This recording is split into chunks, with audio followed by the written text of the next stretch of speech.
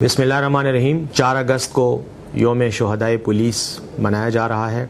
इस सिलसिले में बड़ी तकरीब का अहतमाम किया जाएगा जिसमें वज़ीर आला खैबर पख्तूनख्वा शरीक होंगे। खैबर पख्तूनख्वा की पुलिस पर हमें फ़ख्र है। खैबर पख्तूनख्वा की पुलिस के शहीदों पर हमें फ़ख्र है।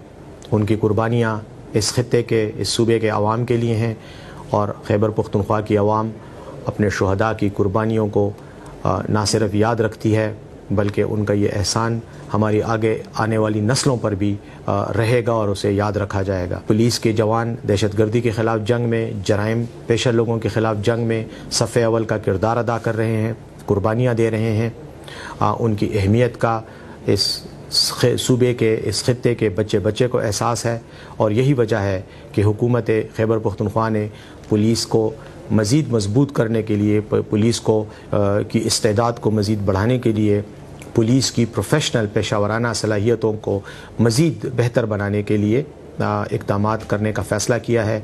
मौजूदा जो हमारा बजट है उसमें 7 अरब रुपए के करीब रकम भी मुख्तस की गई है जो पुलिस के मुख्तलिफ जो शोबे हैं उन पर इंशाल्लाह ख़र्च की जाएगी। पाकिस्तान जो इस वक्त हालिया दहशतगर्दी की लपेट में है और जिस जंग में हम शरीक हैं उसमें पुलिस एक ऐसा शोबा है, एक ऐसा अंसर है कि जिसको किसी तौर भी फरामोश और नज़रअंदाज नहीं किया जा सकता।